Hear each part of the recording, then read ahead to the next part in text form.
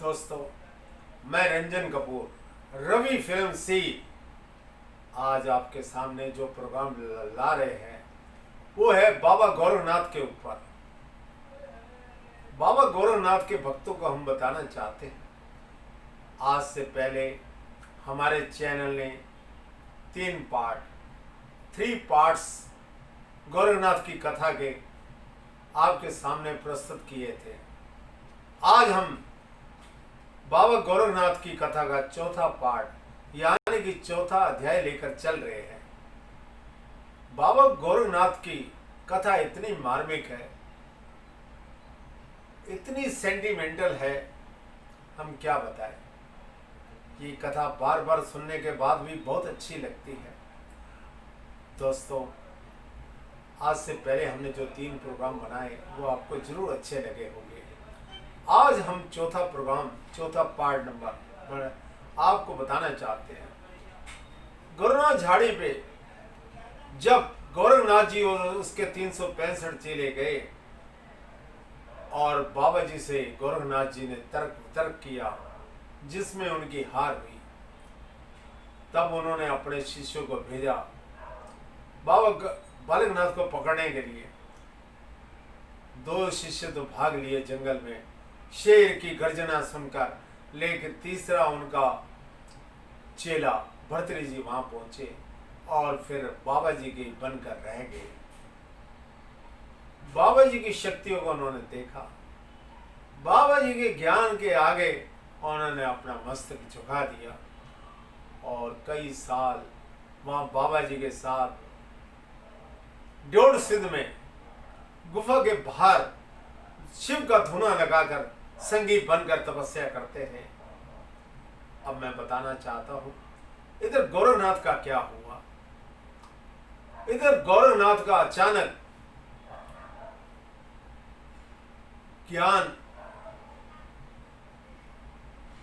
ज्ञान की प्राप्ति हुई और उनके मन से दिलो दिमाग से इनकार हट गया। तब उन्होंने भोलेनाथ शिव को याद किया। तब शिव बोले, गौरवनाथ, जिस तरह तुम हमारे बालक हो, हमारे पुत्र हो प्रिय, उसी प्रकार बालकनाथ भी हमारा प्रिय पुत्र है।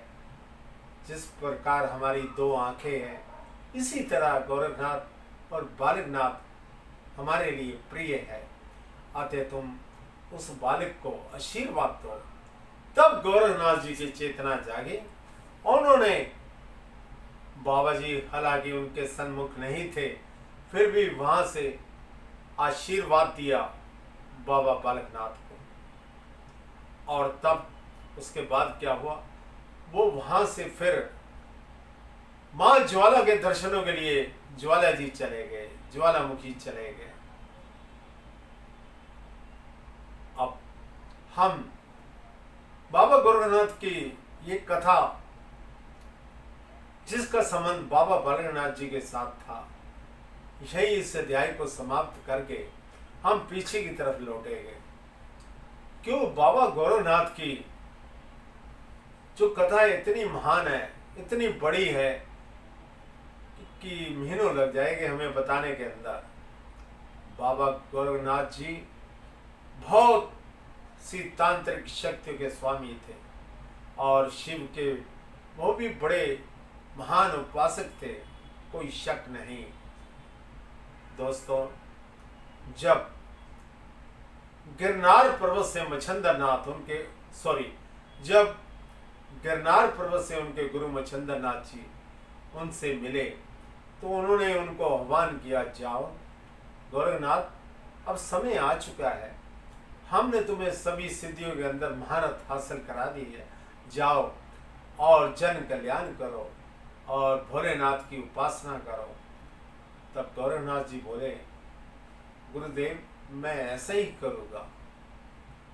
और तब इलाहाबाद के कुंभ के मेले में तब तक उनके 365 चेले हो चुके थे। इधर क्या होता है, एक दिन अपने चेलों के साथ गौरवनाथ जी जा रहे होते हैं, सामने एक बाग का पेड़ आता है। बाग में हजारों पेड़ थे आम के, वही कनिष्ठानाथ जी अपने शिष्यों के साथ बैठे थे। तब कनिष्ठानाथ ने जब उनको देखा तो हाथ जोड़कर प्रार्थना की, गोरखनाथ जी,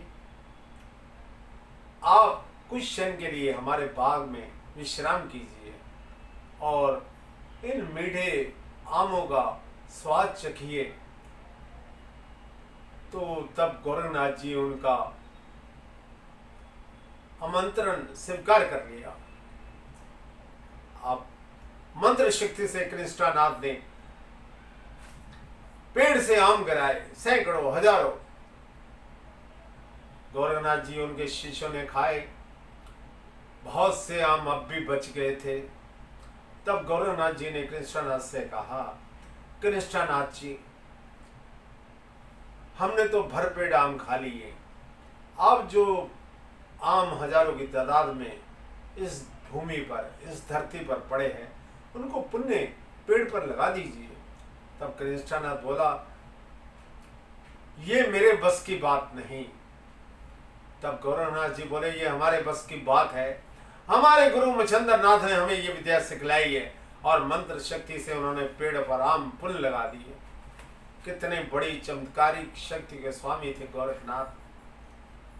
सबसे बड़ी बात है, गोरखनाथ के जितने भी भक्त हैं उनसे दिलो जान से मोहब्बत करते हैं, प्यार करते हैं।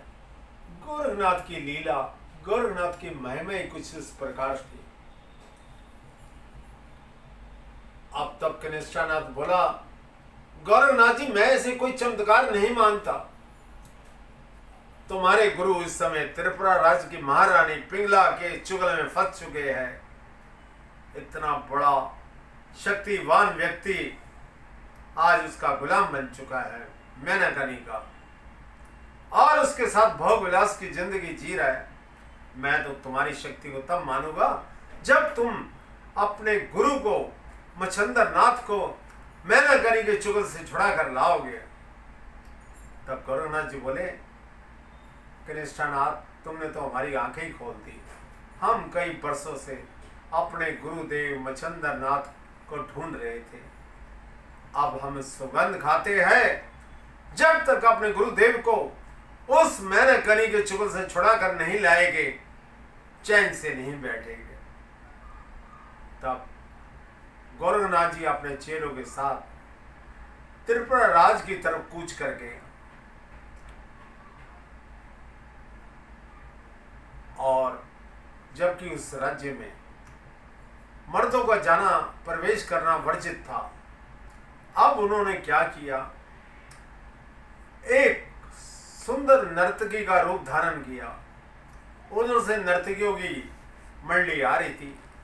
तब उन नर्तक मंडलियों से कहा उन्होंने कि तुम मुझे भी ले चलो, त्रिपुरा राज्य में तुम जा रहे हो दरबार में नृत्य करने, और मैं भी बहुत अच्छा नृत्य कर सकती हूँ। तो उन्होंने कहा, हमें कोई इतराज नहीं। वो भी उनको लेगी नर्तकी। जब वहां नृत्य शुरू हुआ तो उसके बाद एक गीत के बोल में उन्होंने अपने गुरु मच्छंदर नाथ को इशारा किया, मैं आ चुका और तुम्हें लेने के लिए आया हूं। और गुरुदेव, ये क्या, आप तो अपना रास्ता ही भटक गए। आप जैसा महान तपस्वी एक मामूली औरत के चुगल में फंस गया, सारी तपस्या को भंग कर दिया। और गुरुदेव, मैं ऐसा नहीं होने दूंगा, मैं आपको साथ लेके चलूंगा। तब महाराज, एक सन्यासी तपस्वी से जो महाराज बन चुका था मच्छंदर नाथ, उसने महारानी मैनाकानी को कहा कि इस समय हमारा शिष्य गोरखनाथ इस राज्य में प्रवेश कर चुका है। तब मैनाकानी बोली, पुत्र गोरखनाथ, तुम अपने असली रूप में आओ। तब गोरखनाथ जी अपने असली रूप में आए तो वो बोले कि माँ, इस त्रिपुरा राज्य में मर्दों का आना वर्जित है, इसलिए हमें स्त्री रूप धारण करना पड़ा। और माँ, हम ये बताना चाहते कि हम अपने गुरु को लेने के लिए आए हैं। वो बोली कि ये मेरे पति है मच्छंदर नाथ, इस तरह तुम कैसे लेके जा सकते हो? कहता मैं अवश्य लेके जाऊंगा, और माँ तुम मुझे रोक नहीं सकती। मेरा गुरु भाग गया, अंधकार में चला गया, और ये मेरा कर्तव्य है एक शिष्य का अपने गुरु को रास्ते पर लाना। ये जो ज्ञान की प्राप्ति की है मैंने, इसी गुरुदेव ने मुझे दी है। तब मैना कनी ने एक चाल चली। मैना कनी बोली ठीक है, तुम 6 महीने यहीं रहो त्रिपुरा राज्य में, उसके बाद अपने गुरु को ले जाना। मैना कनी की एक बहुत बड़ी साजिश चाल थी। अगले दिन मच्छंदर नाथ बोला गोरखनाथ से, शिष्य गोरखनाथ, मेरा पुत्र इस समय 12 वर्ष का हो चुका है, मौनी बाबा, और ये जन्म से ही बीमार है, रोगी है, रोगग्रस्त है, और सुनो तुम इसकी काया कल्प कर दो। तब गोरखनाथ जी बोले जरूर, अवश्य गुरुदेव, मैं इसकी काया कल्प करूंगा। और तब धोबी घाट पे गया गोरखनाथ, और मौनी बाबा को, मच्छंदर नाथ के लड़के को, जैसे धोबी कपड़ों को धोने के लिए फेंकता है, ऐसे उसने झटका मारा। लड़का मौनी बाबा मृत्यु को प्राप्त हो गया। उसके बाद वो राज्य दरबार में पहुंचा। गोरखनाथ बोला गुरुदेव, मैंने आपके लड़के मौनी बाबा की काया कल्प कर दी, दुख से छुटकारा दिला दिया और इसे मोक्ष दे दिया। महारानी मैना कनी बोली दुष्ट, तूने तो हमारे पुत्र को मार डाला। तो वो गिले शिकवे करने लगे मच्छंदर नाथ से कि तुम्हारा चेला तो पागल है, मूर्ख है, जिसने हमारे पुत्र की बलि ले ली। तब मच्छंदर नाथ मुस्कुराने लगे और गोरखनाथ जी से बोले, प्रिय शिष्य, हमारे पुत्र को संजीवनी मंत्र से पुण्य जीवित कर दो। गोरखनाथ बोले जो आज्ञा गुरुदेव, ऐसा ही होगा। फिर मौनी बाबा को गोरखनाथ जी ने संजीवनी मंत्र के द्वारा जीवित कर दिया। अब महारानी पिंगला बड़ी खुश हुई, महारानी मैना कनी बहुत खुश हुई। तो उन्होंने कहा महारानी, अब मुझे आज्ञा दो कि मैं अपने गुरु को लेके जाऊं। उसने थोड़े दिन और रुक जाओ, ले जाना तुम अपने गुरुदेव को। इधर मैना कनी ने एक और चाल चली। कुछ सुंदर नर्तकियों को जब गोरखनाथ जी तपस्या कर रहे थे त्रिपुरा राज्य के अंदर ही, महल के अंदर, तो सुंदर अर्धनंगन लड़कियों को भेजा ताकि काम वासना से ये गोरखनाथ पागल हो जाए और हमेशा हमेशा के लिए त्रिपुरा राज्य में ही रहे। जब लड़के नृत्य करते हुए गोरखनाथ की समाधि को भंग किया, तब वो चलाए, दुष्ट लड़कियों, मैं मच्छंदर नाथ नहीं हूं जो तुम्हारे चुगल में फंस जाऊंगा। मैं ब्रह्मचारी हूं, और इससे पहले कि मैं तुम्हें नष्ट कर दूं, भाग जाओ यहां से। और वो नृत्य करती हुई लड़की भाग गई। जब महारानी मैना कनी को उन्होंने बताया, वो तो बहुत ही खतरनाक है, हम उसके सामने नहीं जा सकते, उसकी तपस्या भंग नहीं कर सकती, वो हमें नष्ट कर देगा। तब अगले दिन महाराजा एक तपस्वी से बना हुआ महाराजा मच्छंदर नाथ को लेकर वो चल दिए। तब मैंने कनी बोली, लेकिन मौनी बाबा का क्या होगा? तब मच्छंदर नाथ बोला, हम मौनी बाबा को साथ लेकर जाएंगे और इसे भी एक महान तपस्वी बनाएंगे। इसके बाद क्या हुआ, मैंने गणी का क्या हुआ, कोई नहीं जानता। गोरखनाथ जी अपने गुरु और उनके पुत्र मौनी बाबा को लेकर वहां से चल दिए। आज का ये अध्याय पार्ट नंबर 4 मैं यहीं समाप्त करता हूँ और अगले अध्याय पार्ट नंबर 5 में आगे की घटनाओं के बारे में बताऊंगा और बताऊंगा आपको गोरखनाथ की शक्तियों के बारे में और गोरखनाथ ने जन कल्याण करने के लिए कितने महान कार्य किए। आज सदी गुजर गई, आज भी हम गोरखनाथ को याद करते हैं, उनके महान कार्यों को याद करते हैं।